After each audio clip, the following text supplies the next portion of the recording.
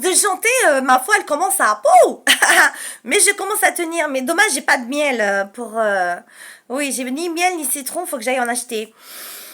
Oui, c'est la journée vidéo. Nous sommes toujours jeudi 25 mai 2023. Et je me suis dit peut-être que demain il va y avoir un tsunami ou une bombe qui éclate sur Paris. J'espère pas. Ou tout simplement que je me fasse écraser par une voiture parce que j'ai pas vu le feu rouge. Ou par une moto.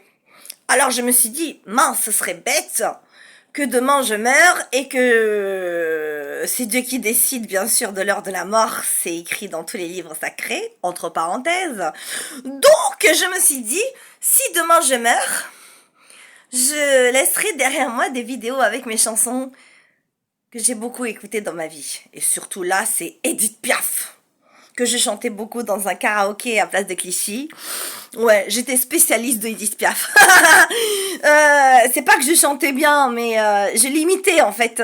Surtout parce que je l'imitais, je mettais une perruque, je me rappelle, oui. J'étais comme animatrice dans ce karaoké.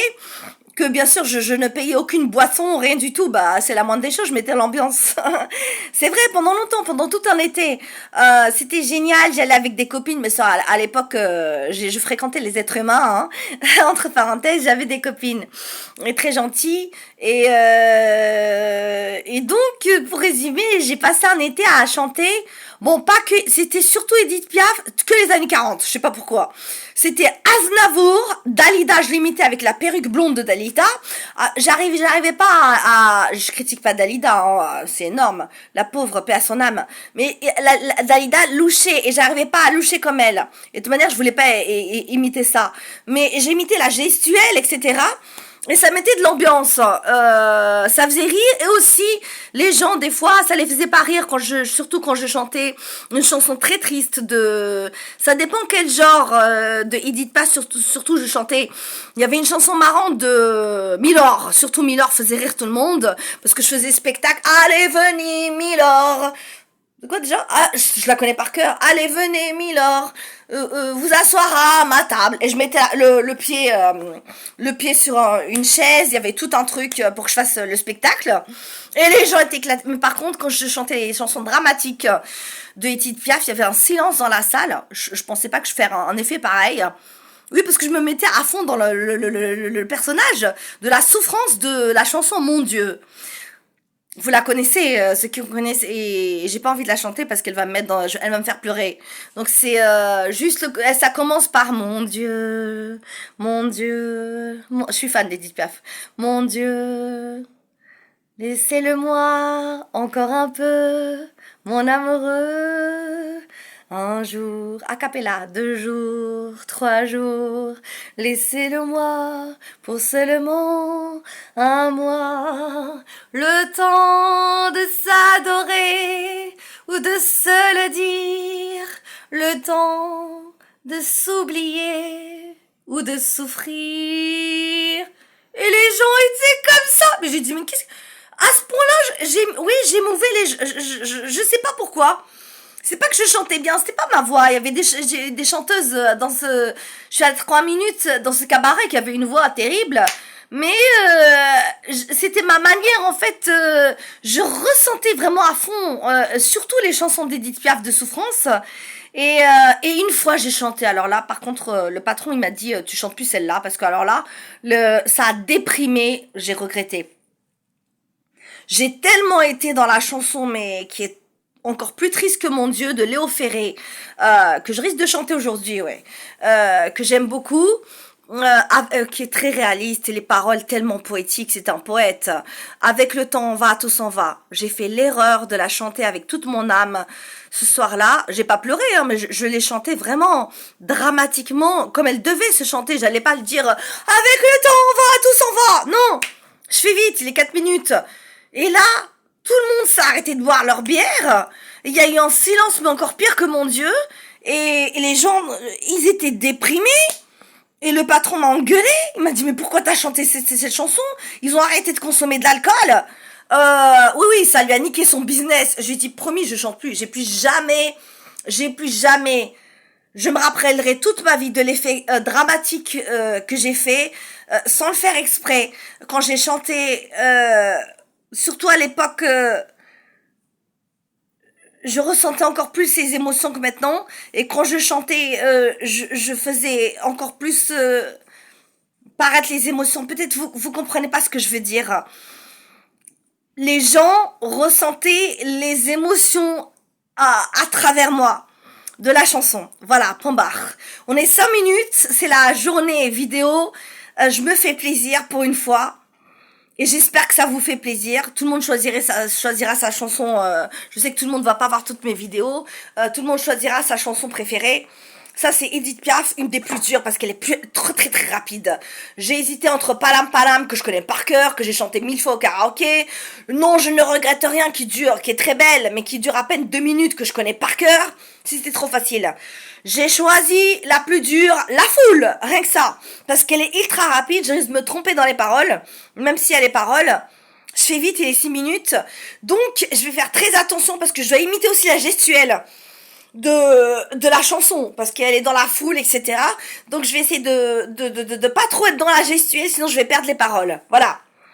J'explique trop, je sais, mais bon, voilà, c'est mon style. Je commence. Putain, Edith Piaf, ça va me rappeler il y a très longtemps, il y a des années, à Place des Clichy, le karaoké, où j'étais animatrice. Putain, il faut que j'assure là. Edith Piaf, en hommage à elle et à toute sa souffrance de toute ma vie. J'ai jamais connu une femme qui a autant souffert dans son histoire. Et j'avoue que La Môme, le film, j'ai tellement été émue, moi qui arrive à avoir des films d'horreur de ouf, j'ai pas pu supporter de voir la deuxième partie de La Môme.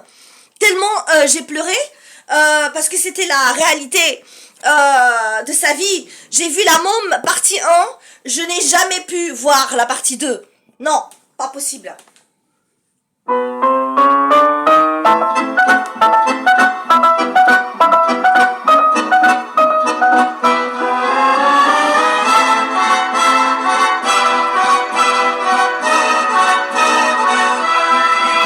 Je revois la ville en fête et en délire, suffocant sous le soleil et sous la joie. Et j'entends dans la musique les cris et les rires, que la terre rebondisse autour de moi. Et perdu parmi ces gens qui me bousculent, étourdi, désemparé, je reste là. Quand soudain je me retourne, il se recule, et la foule vient me jeter entre ses bras. Emportés par la foule qui nous traîne, nous entraîne, écrasés l'un contre l'autre, nous ne formons qu'un seul corps. Et le flot sans effort nous pousse enchaîner l'un et l'autre, et nous laisse tous épanouis, enivrés et heureux. Entraînés par la foule qui s'élance et qui danse une folle farandole, nos deux mains restent soudées. Et parfois soulevés, nos deux corps s'enlacent et s'envolent, et retombent tous deux épanouis, enivrés et heureux. Edith Piaf!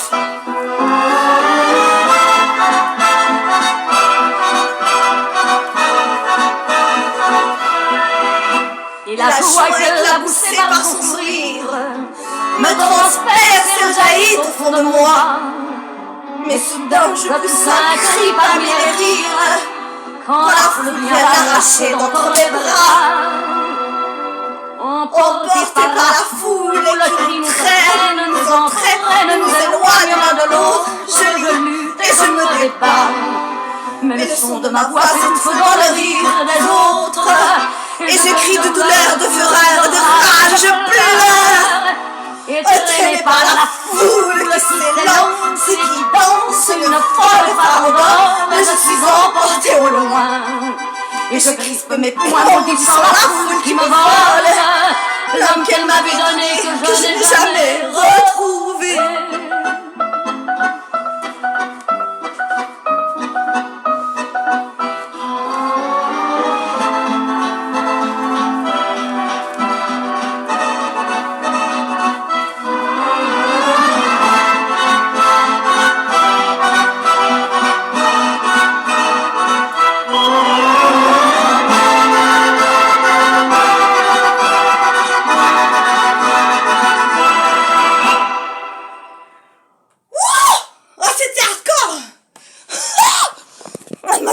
Edith Piaf, putain. Et je l'ai réussi. J'y crois pas. Mais j'ai la voix complètement, j'ai mal à la gorge. Ça fait je sais pas combien de vidéos là que je fais. Je sais pas qu'est-ce que je peux boire. J'ai de la tisane de verveine. Bon, la prochaine, je sais pas ce que ça va être. Hein. Je réfléchis. Chimène Badi. J'ai envie de faire des putains de challenges avec des putains de voix. La voix de Chimène Badi. J'adore une chanson d'elle que je connais par cœur, mais le problème c'est qu'elle dure pas longtemps. Elle dure à peine 3 minutes, mais c'est la qualité et pas la quantité chez Chimène Badi. Elle a même chanté avec Johnny Hallyday. Ouais, en live. Elle a chanté, putain, avec Johnny Hallyday en live. Et elle a assuré avec la putain de voix de Johnny Hallyday. Elle a une voix puissante chez Chimène Badi de ouf. Aussi puissante que Lara Fabian. Bon bah je vais quand même chanter le Chimène Badi, ouais. Même si ça dure que 3 minutes. La quantité, des fois, c'est mieux que la qualité, pardon, c'est mieux que la quantité. À tout de suite!